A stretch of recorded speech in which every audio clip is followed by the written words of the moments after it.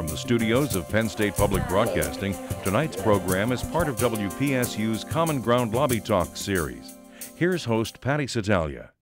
Good evening and welcome to tonight's Common Ground Lobby Talk, a conversation with Marion Nestle. I'm Patty Satalia. We may vote with our forks when it comes to the foods we choose, but we're not exactly acting alone. How does our food environment, that's everything from the quality and availability of foods to how they're marketed, influence our choices and ultimately our health? Is America's obesity epidemic a personal failure, a societal failure, or both? In short, is our food system ethical? If not, what can we change?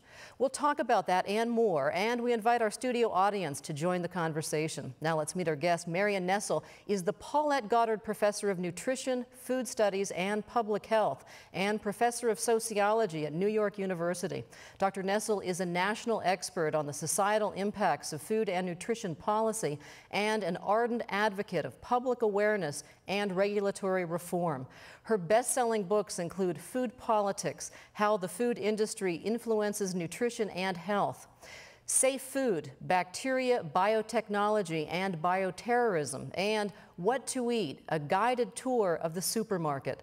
Her most recent book is Pet Food Politics, and What Pets Eat will be available in 2010. Thanks so much for joining us. Pleasure to be here.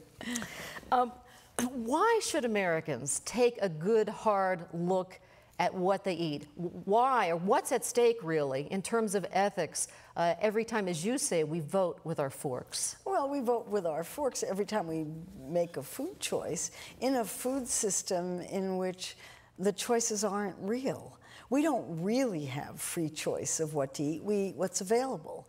And those choices are based often on business considerations, not health considerations. And right there, there's an ethical issue. So you can ask the question, is it ethical for food companies to produce foods that aren't really good for people, but that people might like or want to buy, even if they're not something that's going to promote health? There's an ethical issue in that. Actually, there are ethical issues from the beginning, from food production all the way to consumption. And I think it's really important to ask those kinds of questions and say, can't we do better? Well, why is there this disconnect between government recommendations and then government food policies or government subsidies? You know, it's one of the great ironies of American food and agriculture policy is that the same agency that is responsible for promoting American agricultural purchases is the same agency that is advising people what to eat. And those come into conflict very quickly. They didn't always. When Americans had suffered from nutrient deficiencies, the Department of Agriculture's attempt to try to get people to eat a greater variety and more of American agricultural products made perfect sense. But when people started putting on weight and having chronic diseases like heart disease and cancer and stroke and so forth that were related to eating too much food, the Department of Agriculture was put in a conflict of interest. If you can't tell people to eat less if you're the Department of Agriculture. Eating less is un-American, right? It flies in the face of what their mission is. And so they're stuck in a conflict of interest. That's an ethical problem. In 1992, the federal government started issuing food guide pyramids. Mm-hmm. One of the big messages back in the 1990s was less fat, reduce fat. Mm-hmm. Lots of Americans listened to that message, and yet they got fatter. Well, that was because the food industry responded by making foods that had the same number of calories, but replaced the fats with sugars or carbohydrates of one kind or another. And I have to take some responsibility for the low-fat message because I was the editor of the Surgeon General's report on nutrition and health that came out in 1988 and said the single best thing that Americans could do for their health was to eat less fat. Well, that was an enormously naive recommendation. What it was about was if you eat less fat, you're automatically going to be eating fewer calories. So that would take care of obesity and everything for which obesity is a risk. And if you ate less fat, you would be eating less saturated fat, And therefore you would be eating less meat and dairy products, which have a lot of saturated fat. But it was kind of a euphemism for all of those things. And of course, what happened was the food industry just ran with it and started producing Snackwell cookies, which had no fat, but had lots of sugar. The same number of calories. Obesity is about calories. And of so course, it was naive, I think. Were you pressured to publish that sort of single issue rather than a holistic view at eating? In other words, now you say, eat less, move more. Eat fruits and vegetables and don't eat too much junk right. food, right? I mean, it's really very simple. Well, but I tell this story in my book, Food Politics, where on my first day on the job in the Department of Health and Human Services, my new boss, and I had just moved there from California, and I had burned my bridges behind me, and on my first day, he said, no matter what the research shows, this report will never say eat less meat. It will never say eat less meat. It may say choose leaner meats. It may say make decisions that have less fat in them, but it will never say eat less meat because that's politically impossible. And in fact, the new food guide pyramid, which is now called My Pyramid, doesn't have any food in it at all. And in fact, it was issued. It was issued without consultation or without input from the Department of Health and Human Services. We're talking about a health issue here, and many say it's really written to sell more grains. Well, I don't think it does that. It's hard to know what it does. First of all, you have to have a computer to be able to figure out what it is, because it's only on the web. There's no document that anybody can buy. And it's impossible to teach. Nobody knows what it means. Each of those color bands on the pyramid represents a different food group, but nobody knows what they are. I can't keep it straight. My students don't understand it. I hope we're going to get another one. I like the old one better. Well, in fact, when you say no one knows what it means, I just watched Super Size Me, and of course, nobody knows what a calorie is. You had to explain my screen debut, explaining what a calorie is on camera. But whether we know what the definition of a calorie is or not, you say most people look at foods and think everything is 100 calories. If it's in a package, it's 100 calories, no matter how big the package is. If I could teach one thing, it would be that larger portions have more calories. It's not intuitively obvious. Trust me on this. It's not obvious. And portions are getting bigger. Bigger and bigger and bigger, and so are people. The result is what was an 8-ounce soft drink that people might get with a meal can be a 64-ounce soft drink, more than 800 calories in one beverage during the day. And we're talking about a beverage that's sweetened today, in most cases, with high fructose corn syrup. Well, I don't care whether it's high fructose corn syrup or sugar. It makes no difference to me at all. It's still got the same calories. But it is different. I mean, no. Actually, that's an interesting argument. No, it's biochemically they're the same. But there are reports that high fructose corn syrup is metabolized differently, more quickly. The fructose is metabolized, but it has the same amount of fructose that sucrose does. The white table sugar has the same amount of fructose that high fructose corn syrup is. They're a little bit different, but not enough to make any difference. There seems to be a growing body of evidence that it's implicated in diabetes, the epidemic of diabetes. That's fructose that you're talking about, but sucrose has the same amount of fructose that high fructose corn syrup does. It's not really that high. So I don't care which it is. It's sugars, plural, sugars. But you do care that what's making Americans fatter is soft drinks. It's calories. And soft drinks are a big source of calories. It really doesn't matter where the calories come from. There's calories.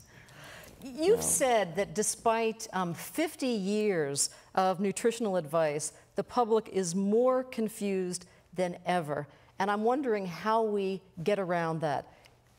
Well, the advice, actually dietary advice hasn't changed that much. 50 years ago, Ansel Keys and his wife published a book in which they had the first set of dietary guidelines. They look exactly like the dietary guidelines that are out today. Balance calories so that your weight stays the same. Eat plenty of fruits, vegetables, and whole grains. Don't eat too much saturated fat, which is a euphemism for not eating too much meat or dairy products. That advice has never changed. What's confusing to people people is the advice about single nutrients. And that's where the whole, the euphemisms come in. So you can't say eat less meat. You say eat less saturated fat. And you leave it up to the public to figure out where the saturated fat is. You don't say, the only thing that you talk about eating the foods is you eat more fruits and vegetables. That's the only place where dietary guidelines ever talk about food. When they're talking about eat less, they never talk about food. They say eat less sugar, not cut down on soft drinks. They say eat less saturated fat, not cut down on meat and dairy. So they're purposefully not very helpful. It's not purposely not helpful because the minute you start talking about specific foods, you're in real political trouble with the industries that make those foods.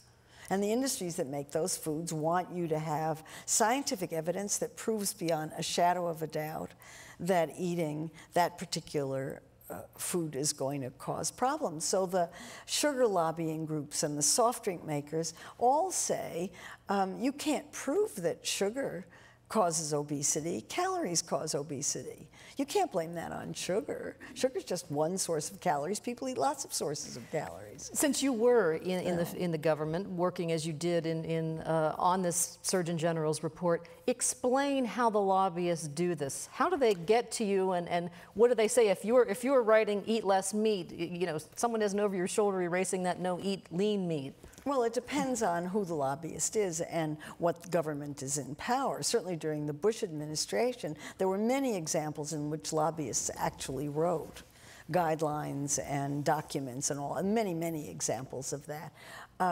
Particularly sugar lobbying groups, they were very busy during the Bush administration. But it's done in a much more subtle way than that. You'll sit in your office and a group of lobbyists for some food industry will come in and they will present you with a great deal of research and information that supports their point of view. And they'll make it very clear that they feel very strongly that if you don't have the research to back up what you're doing, and you never can in nutrition, because people eat very complicated diets, and people are very complicated and have complicated lifestyles. So I think you can never prove that one food or one nutrient does anything other than fix deficiency syndromes. When it comes to chronic diseases, it's really, the science is really difficult. And so there they are, and then there's an implied threat. And the implied threat is that if you try to do this, we're going to go to our friends in Congress, whose elections we paid for, and they will make sure that you don't do this. And that system works really well. I want to get back for one moment to the high fructose corn syrup, and then I want to take a question from the floor. We hear that high fructose corn syrup is less expensive, which is the reason it's now replacing everything. But is it really less expensive to produce, or is it because of subsidies?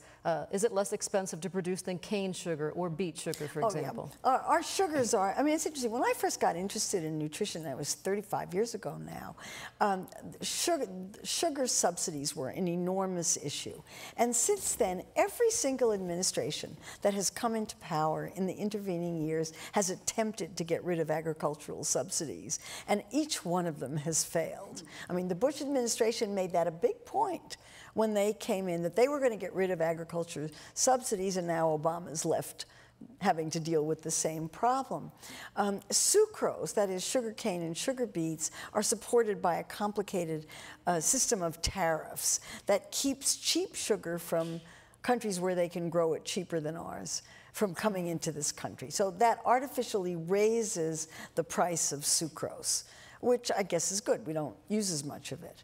Corn syrup is subsidized because corn is subsidized. And so that artificially lowers the price of high fructose corn syrup, which is a product of corn.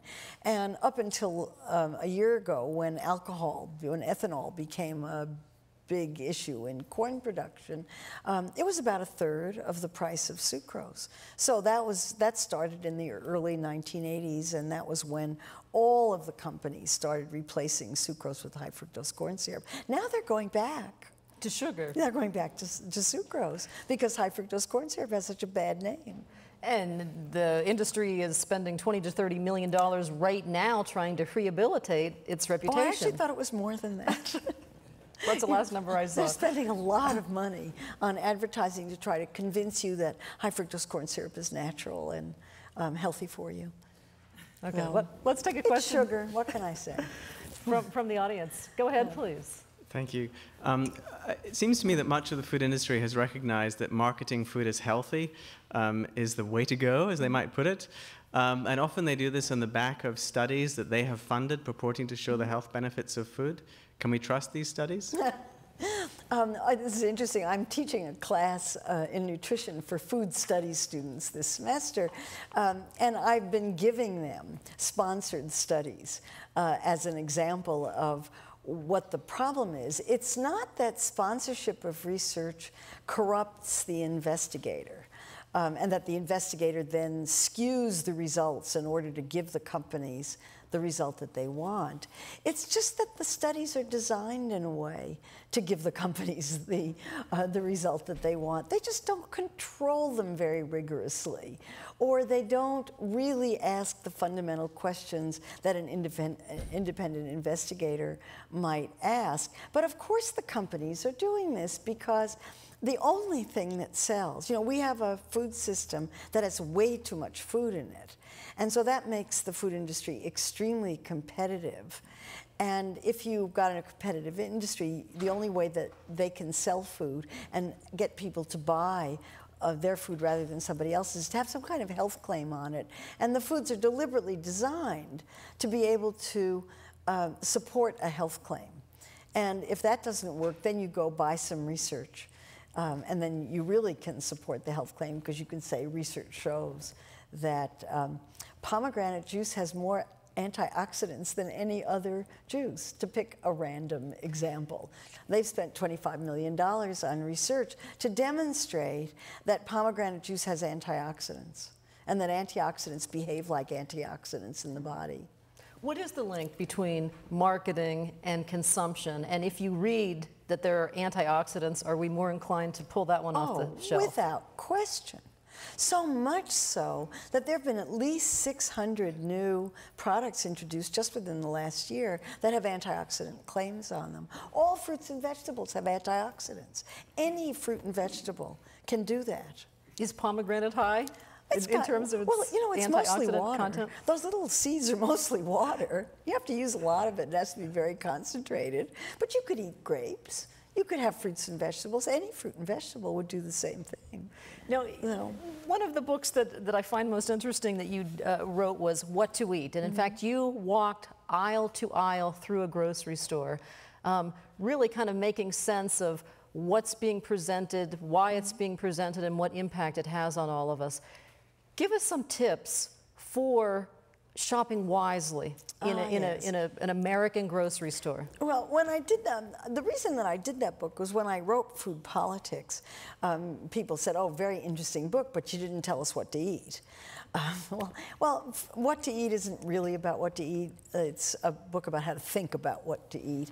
And I started going, it's organized around supermarkets, and I started going to supermarkets like an anthropologist would. What's going on here? And the first thing I discovered, and I don't know why it would come as a shock, was that supermarkets are not social service agencies. They're businesses whose job is to sell more food, not less, and to get you to buy as much as you possibly can. And the entire store is set up to entice you to follow rule number one, which is the more products you see, the more you buy. So the entire purpose of a supermarket is to get you to look at as many products as possible, because the more you see, the more you buy. So the first thing to do if you're going to resist that is not to look at too many products. And my advice is always to go around the periphery, which is where the real foods are. Never set foot in the center aisles. And if you do set foot in the center aisles, never buy anything with more than 5 ingredients, because it means it's terribly processed. Don't buy anything with a cartoon on it, because it means they're trying to market directly to your kids, and you really want to discourage them from doing that, and that kind of thing. So often what we see are 2 for 1. Oh, sure. And I'm wondering, if we bring it home, we're inclined, how many people you know, have a shopping partner with them, and you get one cantaloupe, I get the other, or 2 boxes of Ritz crackers, whatever it happens to be. You eat more. You eat them. And the best example, I mean, soft drinks are always such a good example of this kind of thing. If you look at these 2-liter bottles of soft drink, they're always priced at a way below per ounce than the 8-ounce cans.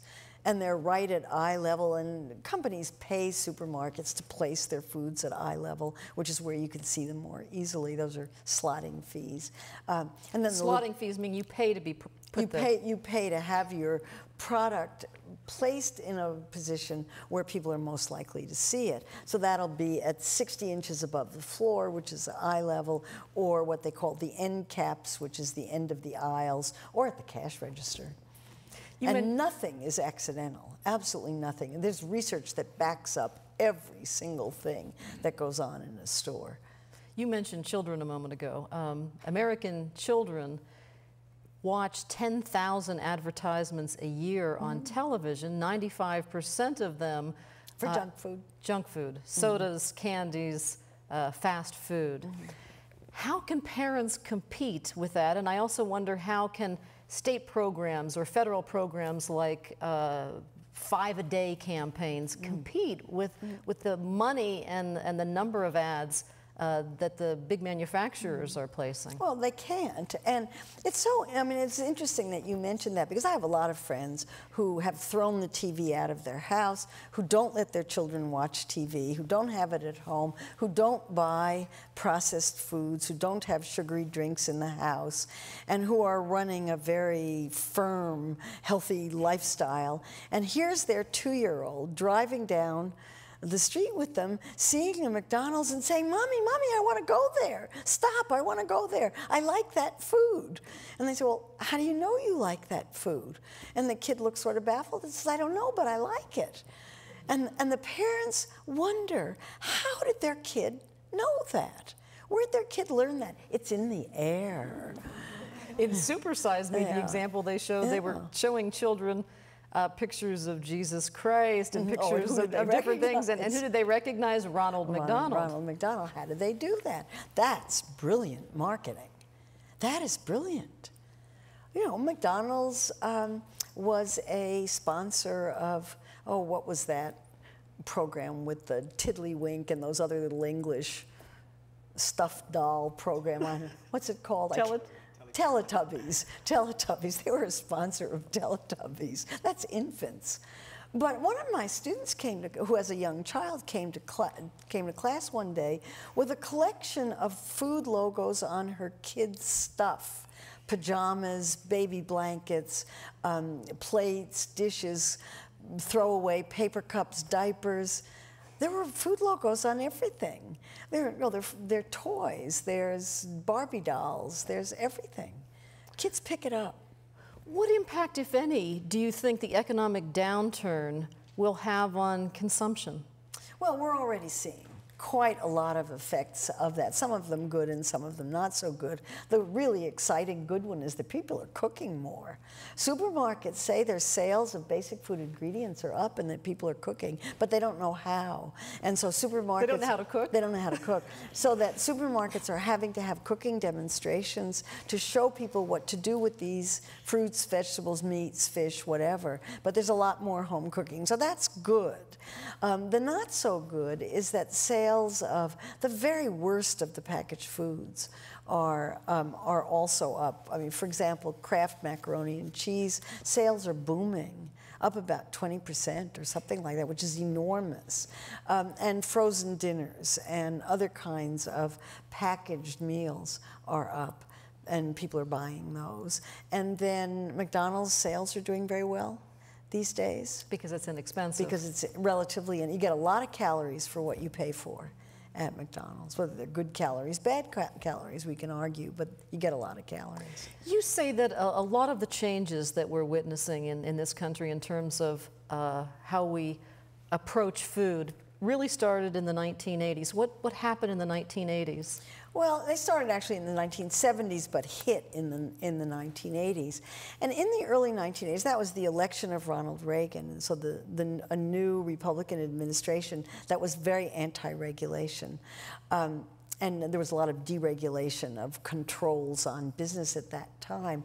But I think there were really three things that happened at that time that were very important, three major ones. One was, by that time, a large number, you always have to blame moms, a large number of women had gone back into the workforce and were creating a demand for a certain kind of convenience. That's the one that's always blamed first. I actually think it's quite small an effect. The second one had to do with agricultural policy and changes in agricultural policy that paid farmers to grow much more food, which they did very efficiently, so that the number of calories in the food supply went up from 3,200 per capita per day in 1980 to the present 3,900 calories per day, which is an increase of 700 calories a day. And that's not what people are eating, that's what's available for consumption.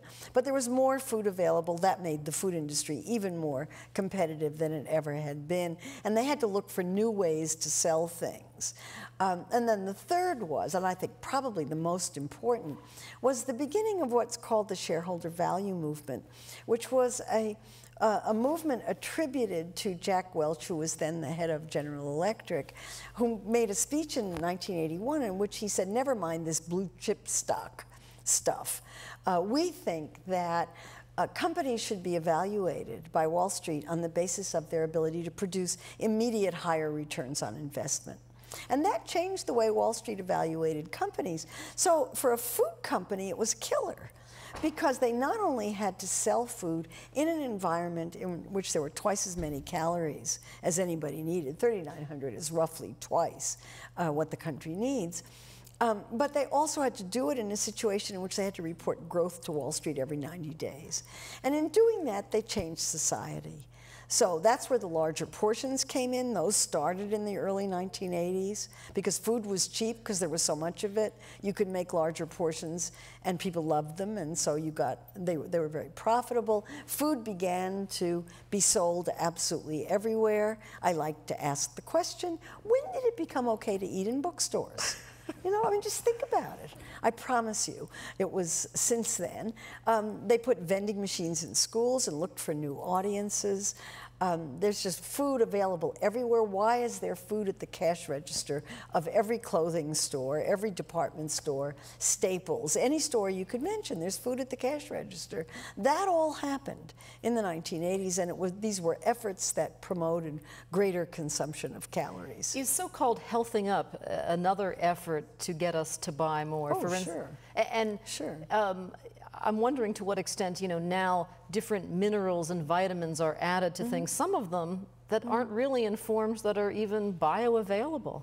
Doesn't matter. It sells food. You can make a claim. Look, it's got all these vitamins, minerals, herbs, you know, things that you know. Everybody knows they need more calcium. Let's put calcium in everything. Everybody knows that antioxidants are good for you. Everybody's wrong about that. But let's put antioxidants in everything. And then the legislation changed from in between 1980 and the present. So there was one law after another passed that deregulated the FDA's control over health claims and also made it possible for companies to put all kinds of claims on food products that never used to be allowed. I want to talk about the FDA in just a moment, but first a question from the floor. Go ahead, please. Hi, Dr. Nestle. I was wondering your thoughts about soy products and whether or not you think they are actually better than the dairy and meat products out there. Well, the soy issue is really interesting and controversial, and I have on my bookshelf in my office several books that talk about soy as a miracle health food, and other books that talk about soy as poison. And whenever I see anything like that, I think the truth must lie someplace in between. I think soy is a food. It works well in Asia. I think it's okay here in reasonable quantities. I don't think it's a miracle food. It's just, I don't like the way it tastes, personally. And I'm always impressed that how hard the soy is panacea, miracle food. People have to work to get the soy products palatable enough so that people will eat them. But I think if you like soy, it's fine. I like edamame, you know, those little green beans. I like those. I don't like the processed stuff very much, personally. Thank you. But I don't worry about it much. I think the truth is in between. What are consumers most concerned about?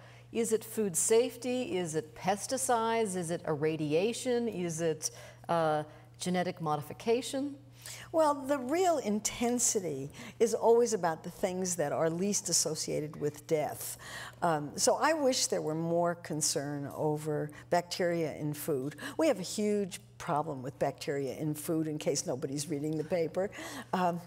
You know, I mean, spinach, tomatoes, pet food. You say there are over 4,000 products now that have been contaminated and for which there have been... Oh, in peanut butter. Yeah, the peanut butter recall now involves nearly 4,000 products, and now we have pistachios. And pistachios are in everything. We're going to go through the whole thing again with pistachios. And I thought let me just do an aside, and I'll come back to what scares everybody. The pistachio thing is interesting because it's a classic example of not following a science-based food safety plan. What happened was that Kraft, very smart company, is doing its own inspection. They learned something from the peanut butter recall. And they went into this pistachio factory and discovered that the raw pistachios were being mixed with the pistachios that were roasted. Roasting is a kill step.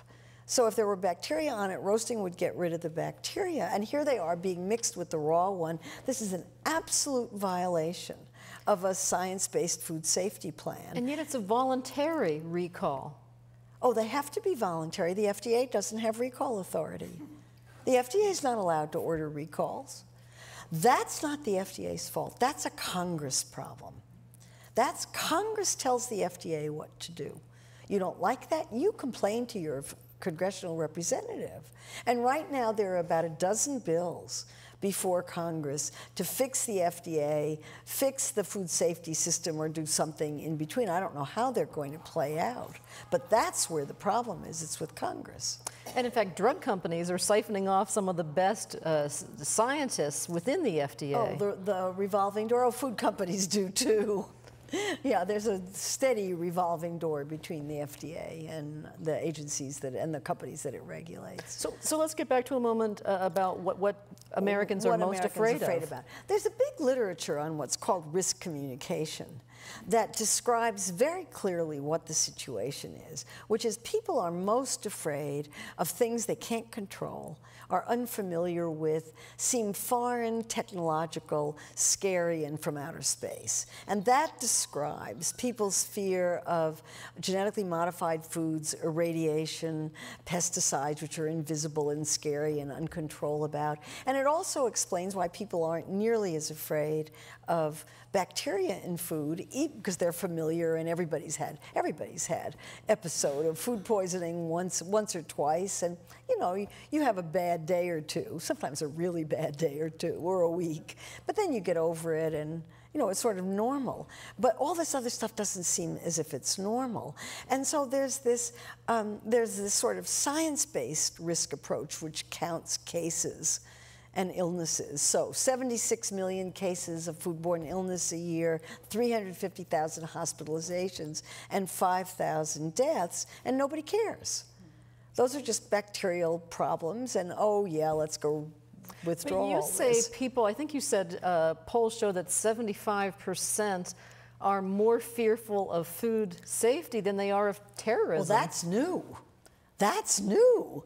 But what pieces of food safety they're worried about, it doesn't say.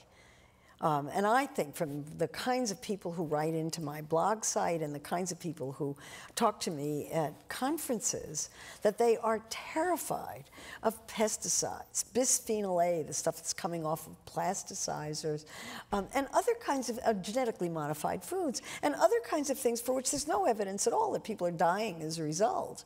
Whereas there's a sort of a comfort with the idea that there's going to be a problem with bacteria in food and we just have to live with it. And I don't think that's because people are stupid. I think it's because they're human.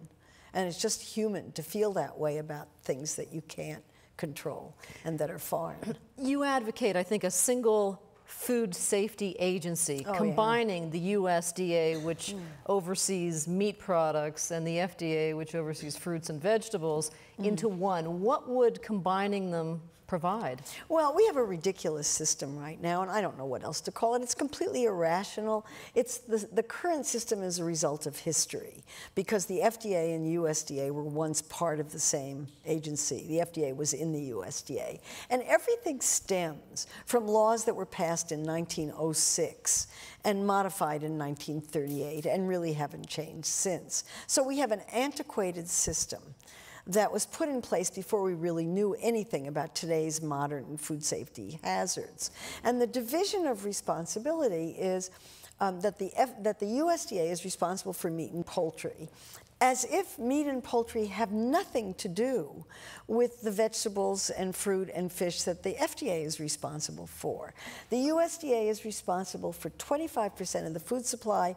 The FDA is responsible for 75%, but both of them, for these same historical reasons, get their funding from congressional agricultural committees. So the FDA doesn't get its money from health, even though it's in Health and Human Services. It gets money from agriculture committees. They're in bed with industrial agriculture. So they give 80% of the food safety funding to the USDA and 20% to the FDA. And then there's the question of where the difference in rank. The head food safety official at the USDA is number 2. It's an assistant secretary or an undersecretary. In FDA, there's a secretary of Health and Human Services, an undersecretary of Health and Human Services. The commissioner reports to the undersecretary, and the food safety official reports to the commissioner. So they're on 2 different administrative levels. In Washington, that means they can't even go to the same meetings.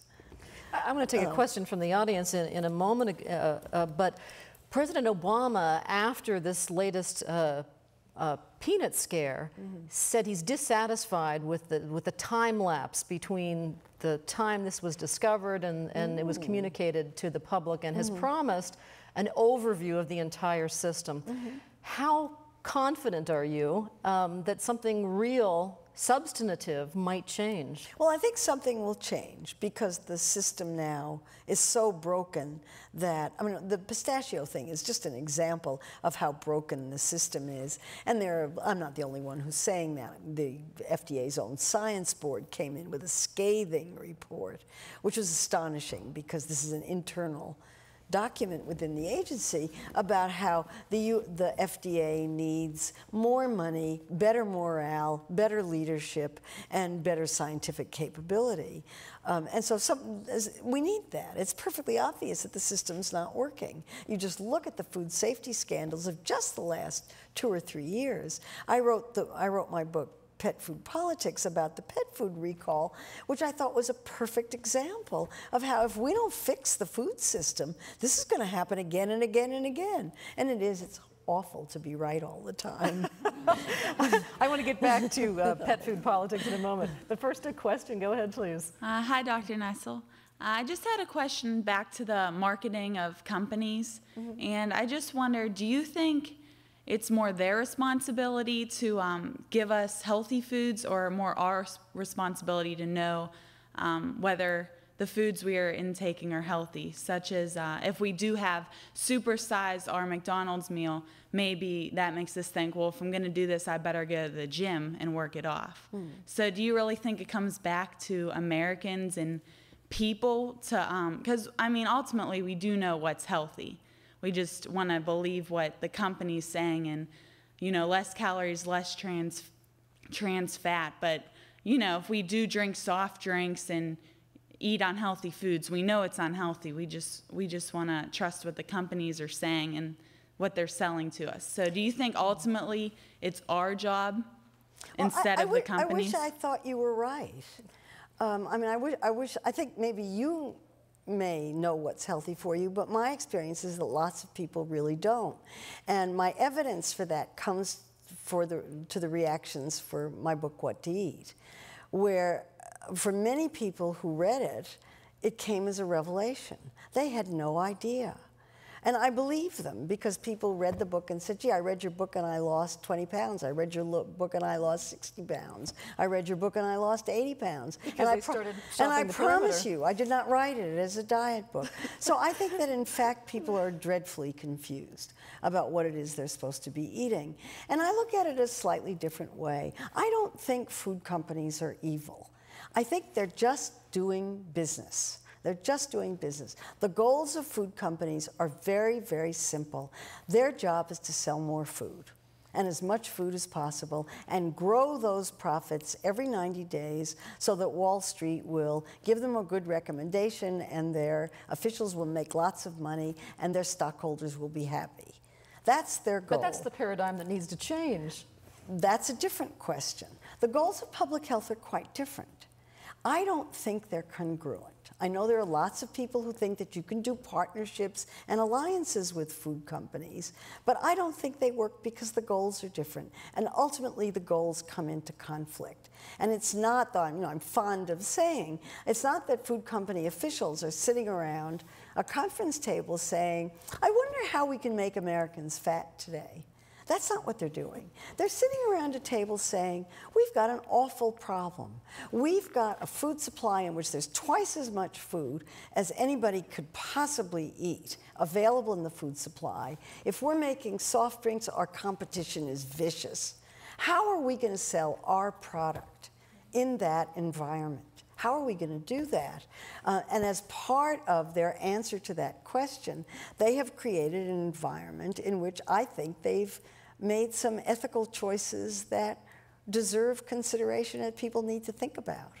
So ultimately, yes, you as an individual decide what you eat, but you only decide from what's available to you. And in order to make it easy, I think it's important to create an environment that makes it easier for people to make healthful choices. Right now, the default is to eat junk food. But if the grocery stores don't do it, I think to answer her question, whose responsibility is it to do it? Well, ultimately, it's people getting together and either teaching themselves or learning. But we know that we've been educating people about obesity for decades. That hasn't gotten anybody to lose weight. And I would argue that obesity is a result of a number of things that happened, all in parallel, in which people, all of a sudden, food became more available. It became socially acceptable to eat in ways that were never the case before. In your car. In your car, on the run, it became socially acceptable for kids to drink soft drinks all day long. Certainly when I was growing up and when my kids were growing up, that wasn't the case. There was no soda bottle sitting on your kitchen table. Absolutely not. And you could actually go to a meeting in those days and not have food there.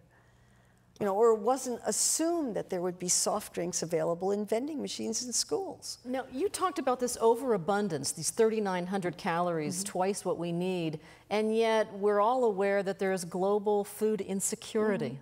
Well, that's politics for you, isn't it? There's nearly 1 billion people who don't have enough to eat and are considered to be food insecure in today's parlance. But that has it's not that the food that we're wasting is being shipped over. That's not how it works.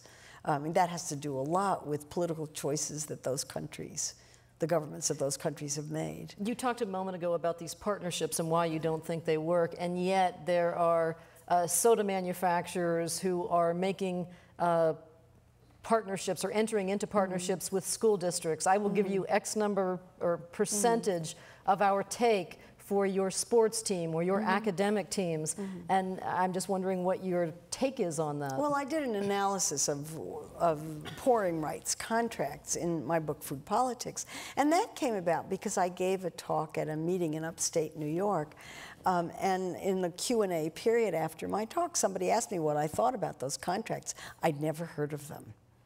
And I said, what contracts? And so the speaker explained what they were, and I was so visibly shocked by the idea that corporations would buy their way into school districts that people started sending me documents.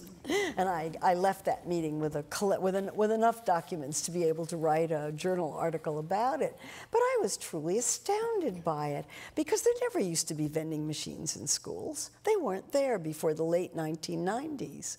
And the deal with the soft drink companies was that the soft drink companies would put in a certain number of vending machines in return for some percentage of whatever was bought, and then the schools would get some small percentage. And there were two things about them that were really shocking to me. One is that there's research that shows that you can calculate and predict how many sodas you're going to sell by the number. Each vending machine is going to have a certain amount of sales.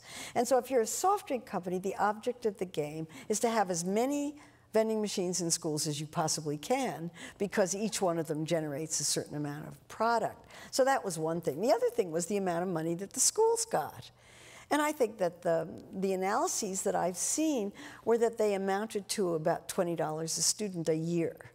Well, now, I think there are other ways of getting $20 as a student. That doesn't seem, even a poor family ought to be able to come up with $20 over a year to keep those soft drinks out of the schools. The other thing that the soft drinks do is they undermine the school lunch program, and I could go on and on and on about this.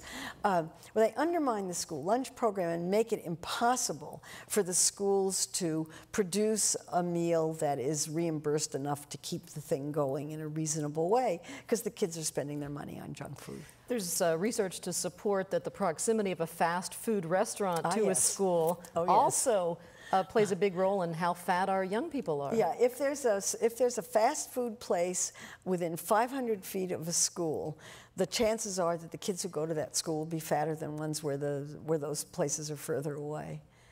I mean, so people are beginning to look at these things and look at them very seriously as we look at the problem of childhood obesity and try to figure out what we're going to do as a society, a societal responsibility for all of those children who have type 2 diabetes. You mentioned Pet Food Politics a moment ago. That's a book that when you decided to write it, you got needled for that. Oh, yeah. Oh, yeah.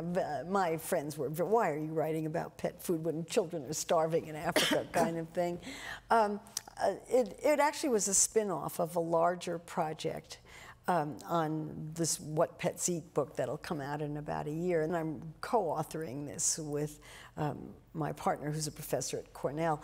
And right after we got the first and soon-to-disappear contract for the book, the pet food recall happened. And I had written a book, Safe Food, about food safety problems a few years earlier, so I saw this as a classic food safety problem with lots and lots of interesting ramifications, because in this case, the poison was a chemical called melamine that was put into a compound called wheat gluten by a producer in China. And the reason it came from China was because Americans weren't making this ingredient anymore. And so one of the revelations was that a lot of our food comes from China. Who knew? Another issue that was very clear was that the pet food supply is not different from the human food supply. We're just eating different parts. We just eat different parts of the same animals or the same foods. And if pet foods were in trouble, human foods were going to be in trouble. And it revealed all these weaknesses in the FDA. The FDA could hardly handle it. And then relations with China. I mean, I just thought it had this interesting international ramification that shed light on the food system. And then, of course, we had melamine in infant formula in China. I hate being right all the time. There was another instance. And in fact, melamine was discovered in fish food in Italy 40 years earlier. 40 years earlier. So this is something that we probably should have known. As part of the research, I thought everybody should have known what melamine was. Everybody should have figured it out. We were called by a reporter in Beijing, because I'd been quoted saying something about pet food, and this reporter thought I knew something about it, and he said, "What should I be looking for? Here I am stationed in Shanghai, what should I do?" And we said, "Go talk to animal feed producers. Go talk to the people who are producing animal feeds." And sure enough, out he came with this story that said, "Oh, of course we put melamine in animal feed. It's cheaper than protein. Of course we do." You say that there is a food social movement afoot, and I'd like you to explain what it is and if it has the chance of making Americans healthier. Oh, I don't think there's any question about it. I mean, I think we have an enormous social movement centered around food, although it's, I'm this pretend sociologist, I get to say these things, but it's not like classic social movements in which there's a single focused goal. The goal in general is to have a food supply that's healthier for people and the planet. A more ethical food supply, if you like, in many ways. And it's divided up into all kinds of little pieces. So there's the slow food movement, which is interested in producing food that's good, clean, and fair, good for people, clean for the environment, fair to the people who are producing it, tastes good, and is enjoyed. There's the organic movement, where organics are the fastest growing segment of the food supply, except for packaged foods with antioxidants in them. The animal welfare movement, that one actually surprised me, where I always thought that animal rights activism was a very specialized kind of approach, mostly by people who didn't eat meat. But now there's an enormous animal welfare movement among people who are meat eaters but want meat produced in ways that are better not only for the animals but for the workers and the communities and for human health, with antibiotic resistance being a big part of that. There's a locavore movement. And are they making inroads? Are you seeing Absolutely. Real changes? Some of it is quantifiable. The organic movement is quantifiable. You can count the increase in sales of organics. The locavore movement is quantifiable. You can count farmers markets. I mean, it's pretty easy to do that with sales. But I just see pieces of it everywhere. There's the anti-marketing to children movement, where there's real push to try to get some legislative controls on it. In New York City, we have the calorie labeling movement. We have calories labeled on fast food restaurants. Astonishing to look at. Let's talk about labeling, because labeling is so different in this country than it is in the European Union, for example. It's noisier here. Yeah, the question sometimes here is, should it be labeled? We're talking about genetically modified food, for example. We're asking, should it be labeled? And in the EU, they're saying, how exactly should we label this? And I'm wondering if, to your mind, there's one standard best way that it should be done.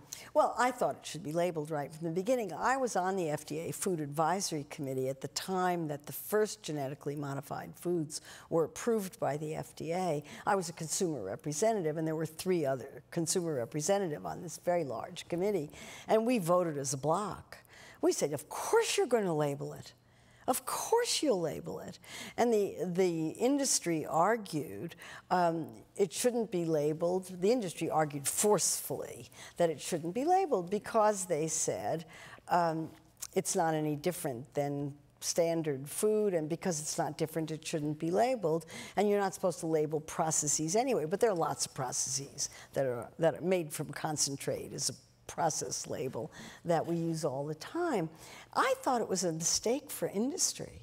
I thought if they had put a label on it, there would have been some people who wouldn't buy it because of that label, but at least it would give consumers a choice.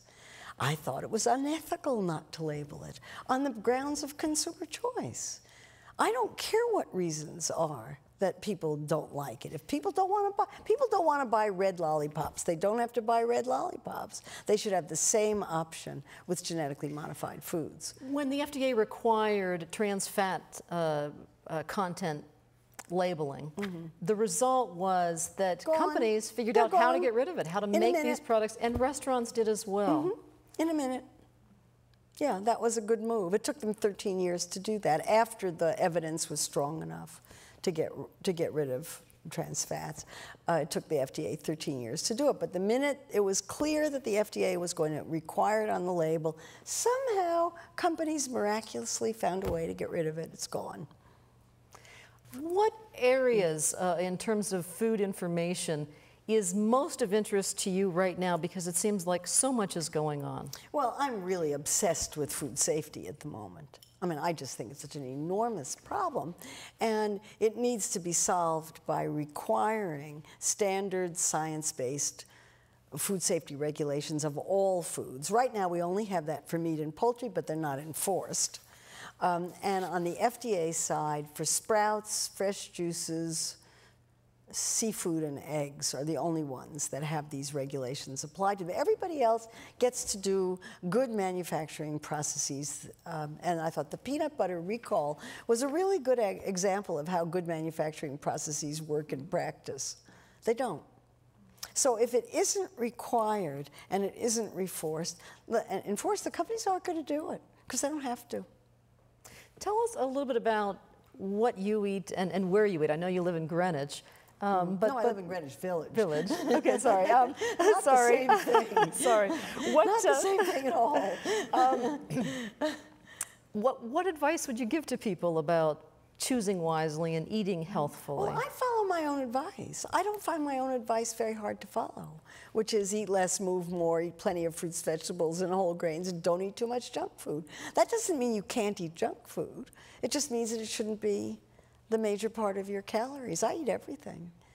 And I really like food. I eat out almost all the time, and there the big problem is being confronted with more food than I really need.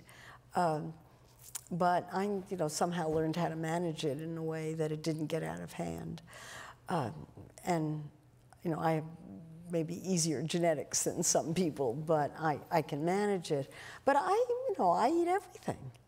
The first thing I did when I came here I had been told that I could not come to Penn State without eating that peach ice cream that has the name of the Peachy football Paterno. Peachy Paterno, and I've already had some. Thank you. It's quite good. I don't know about you, but I don't think I will be looking at food the same way or going through a grocery store the same way I did before. Thank you to our guest, Dr. Marion Nestle of New York University, for sharing your insights and wealth of knowledge with us. And thanks to our studio audience for their participation in tonight's program. For all of us here at Penn State Public Broadcasting, I'm Patty Satalia. Thanks for watching, and good night.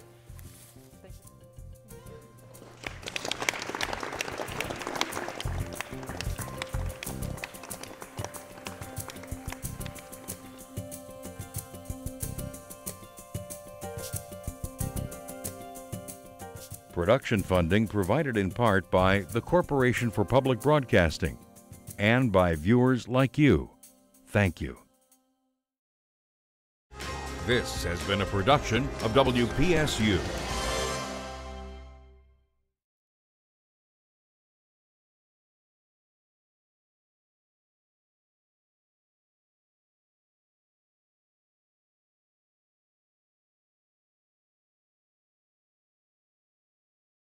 A copy of the program you've just seen can be purchased through Penn State Media Sales at mediasales.psu.edu or by calling 800-770-2111.